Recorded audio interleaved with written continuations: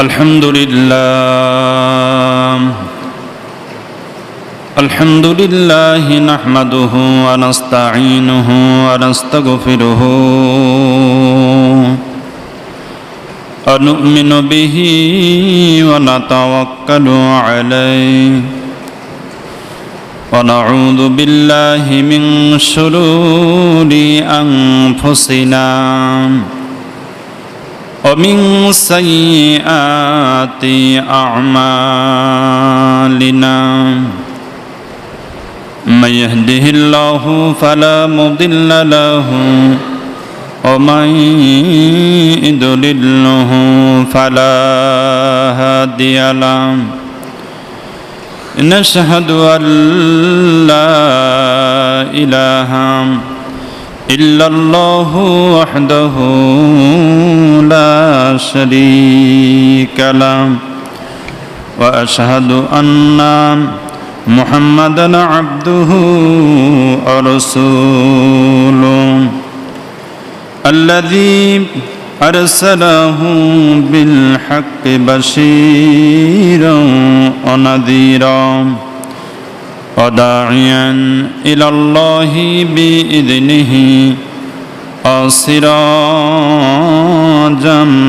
منيرا فقد قال الله تعالى في كلامه المجيد وفرقانه الحميد أعوذ بالله من الشيطان الرجيم بسم الله الرحمن الرحيم ولسوف يعطيك ربك فترضى وقال الله تعالى في شان حبيبي إن الله وملائكته يصلون على النبي يا أيها الذين آمنوا صلوا عليه وسلموا تسليما اللهم صل على مولانا وعلى آل سيدنا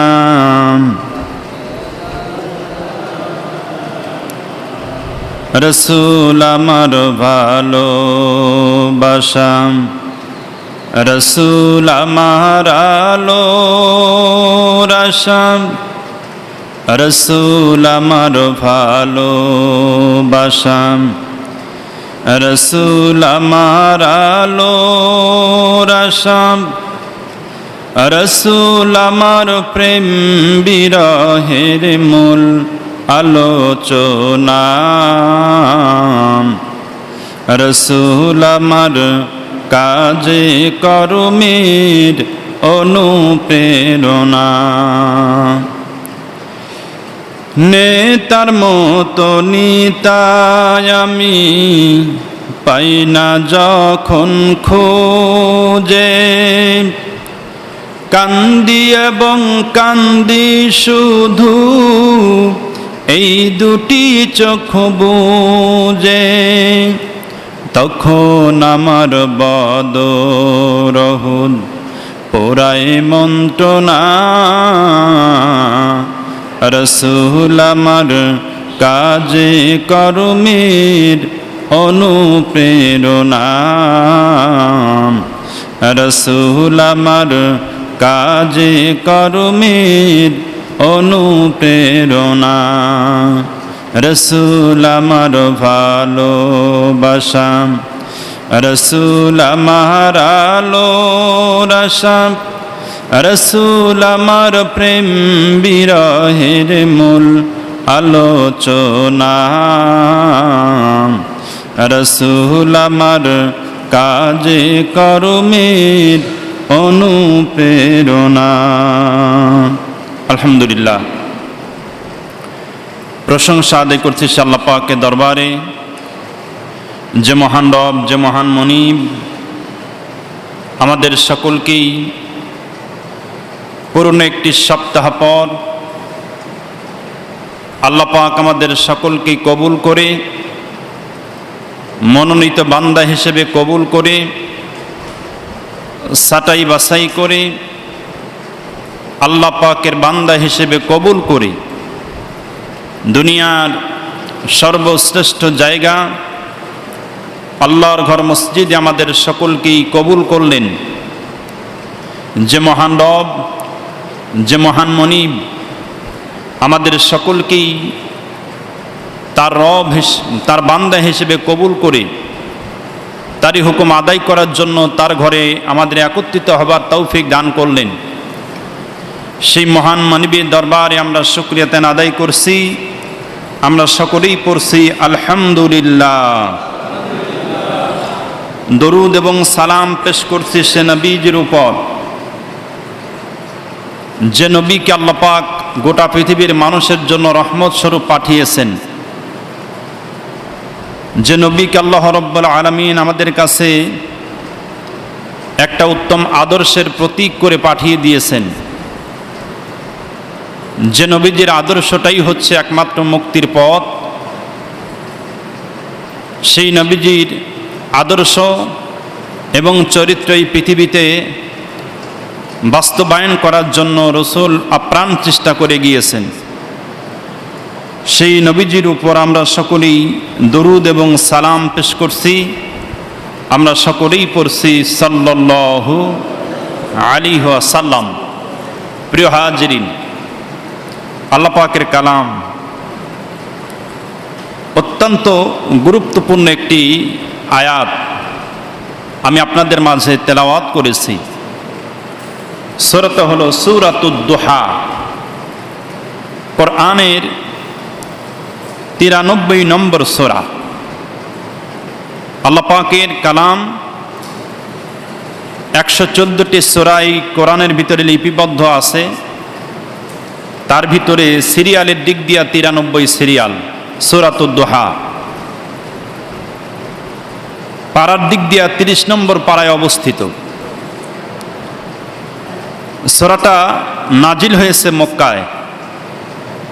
আমরা সবাই জানি যে গোটা কোরআনুল কারিমের 114টি সূরাকে দুইটা ভাগে বিভক্ত করা হয়েছে। একগুলো হলো মাক্কি আর একগুলো হলো মাদানী। রাসূল মক্কায় থাকা অবস্থায় যতগুলো সূরা রাসূলের উপরে নাজিল হয়েছিল প্রত্যেকটা সূরার নাম দেওয়া হয়েছিল মাক্কি সূরা। রাসূল মদিনায় চলে গেলেন হিজরত করে। মদিনায় হিজরত করে যাবার পর 10টি বছর সেখানে অবস্থান করলেন। এই 10টি বছর অবস্থানকালে রাসূল রাষ্ট্র কার্য পরিচালনা করলেন। সোনার একটা রাষ্ট্র উপহার দিলেন। তার নবুয়তের দায়িত্ব এবং রাষ্ট্র পরিচালনা করতে গিয়ে যা যা দরকার আল্লাহ পাক ওহী আকারে কোরআন নাজিল করলেন। যেই সূরাগুলো মদিনায় নাজিল হলো সেই সূরাগুলো হলো মাদানী সূরা। এগুলো হলো দুই ধরনের সূরা আল্লাহ পাক কোরআনে নাজিল করে দিয়েছেন। তার মধ্যে 30 নম্বর পারায় অবস্থিত সূরাতুদ দুহা একটি মাক্কি সূরা। রাসূল মক্কায় থাকা অবস্থায় রাসূলের উপরে সূরাটা নাজিল হয়েছিল।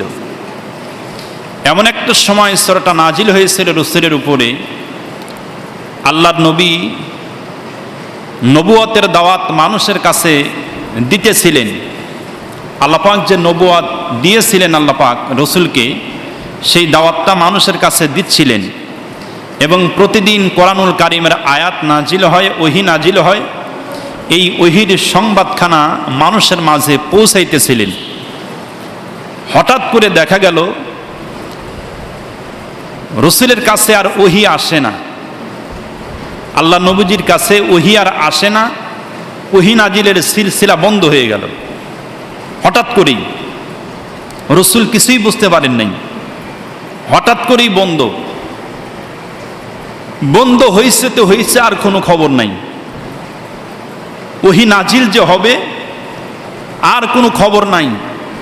এইদিকে আল্লাহ রসুল পেরেশান, কোনো ভুল হয়ে গেল নাকি আল্লাহর সঙ্গে আমার, কোনো বেয়াদবি হয়ে গেল নাকি আমার, যার কারণে আল্লাহর নবী অস্থির হয়ে পড়তেছিলেন যে আমার ভিতরে যদি কোনো ভুল হয়, এই ভুলের কারণে যদি আল্লাহ পাক আমার উপরে রাগান্বিত হয়ে যদি ওহী নাজিলের সিলসিলাটা বন্ধ করে দেয়, তাহলে তো সর্বনাশ হয়ে যাবে। রসুল এই চিন্তা করে পেরেশান হয়ে যাচ্ছেন।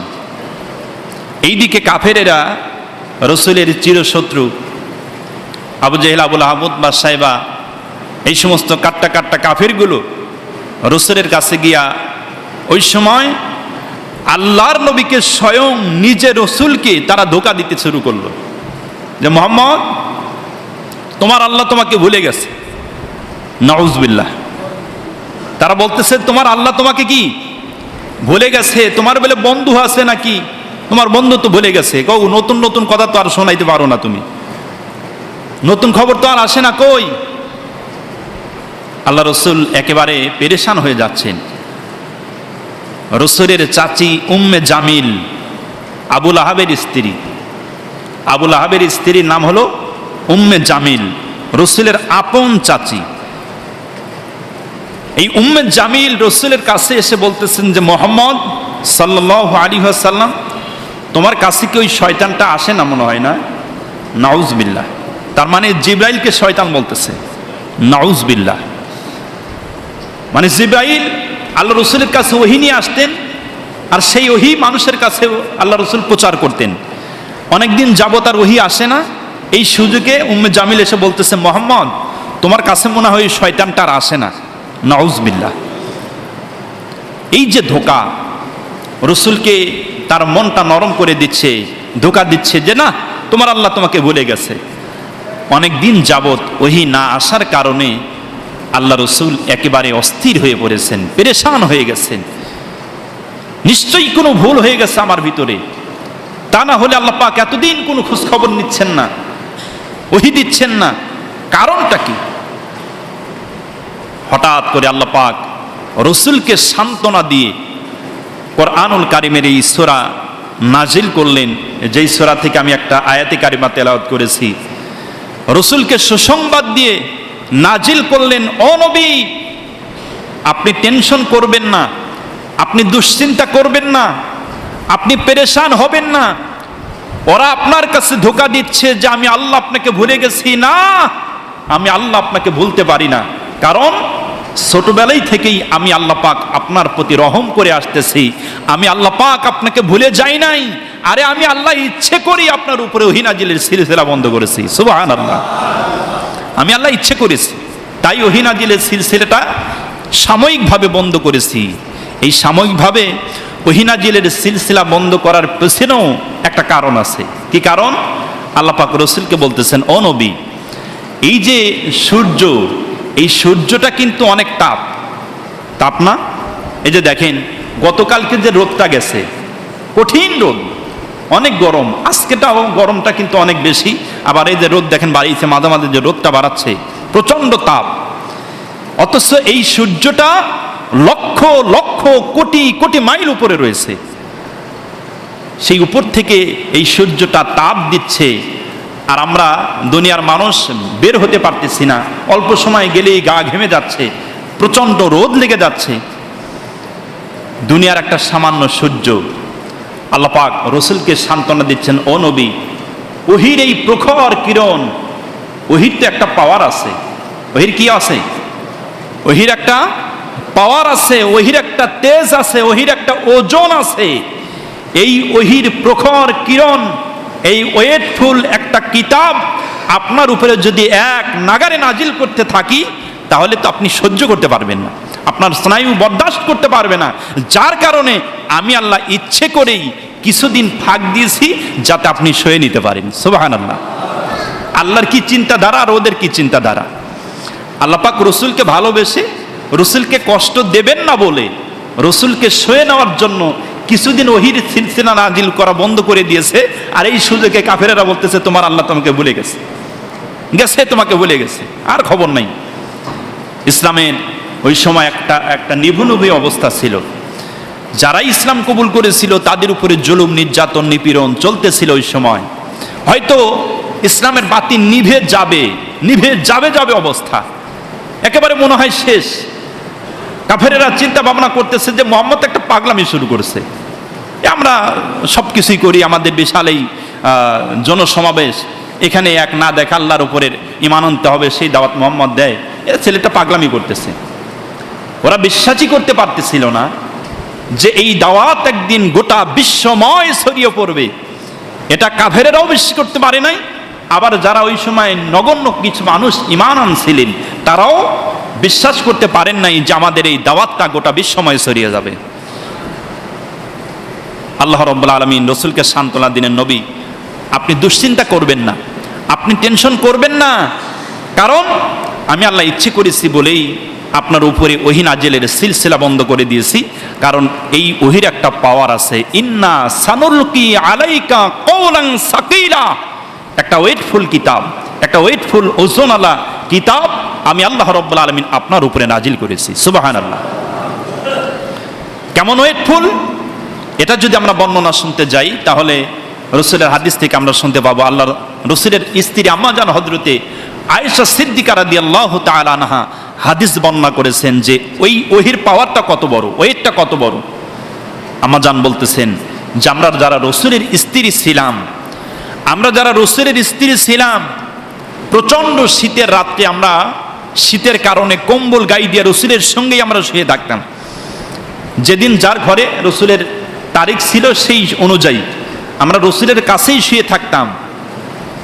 আম্মাজান বর্ণনা করতেছেন যে হঠাৎ করে ওই সময়ও রাসূলের উপরে ওহী নাজিল হতো, রাসূলের উপরে ওই সময়ও ওহী নাজিল হতো। আর আমি ওই সময় রাসূলকে তাকিয়ে দেখেছি, যেই সময় ওহী নাজিল হয়েছিল রাসূলের উপরে, আমি নিজে তাকিয়ে দেখেছি ওহী নাজিল হবার কারণে প্রচন্ড শীতের রাত্রেও রাসূলের পোড়া শরীরটা ঘামে একাকার হয়ে গেছে। তাহলে ওজন আছে না নাই, পাওয়ার আছে না নাই? এই ওহী রিসিভ করতে গিয়া শীতের রাত্রে রাসূল ঘেমে একাকার হয়ে গেছেন। শুধু তাই নয়, আম্মা জান আরো বর্ণনা করতেছেন যে রাসূল মাঝে মধ্যে ঘোড়ায় সওয়ার হতেন, ঘোড়ায় সওয়ার হওয়া অবস্থায়ও রাসূলের উপরে কোরআনের আয়াত নাজিল হতো। আমরা তাকিয়ে দেখেছি ওই সময় যখন রাসূলের উপরে কোরআনের আয়াত নাজিল হতো, এই কোরআনের ওয়েটে, এই কোরআনের ভারে, ওজনে ঘোড়ার পাটাও মুহূর্তের ভিতরে বালুর ভিতরে গেড়ে যেত। তাহলে এই প্রখর কিরণ রাসূল এক নাগারে রিসিভ করবেন, অবশ্যই রাসূলের কষ্ট হবে। কি ভাই, হবে কি হবে না? রাসূলের কষ্ট হবে, যার কারণে আল্লাহ পাক চিন্তা ভাবনা করেছেন যে আমার রাসূল তো কষ্ট পাবে আর আমার বন্ধু কষ্ট পাবে।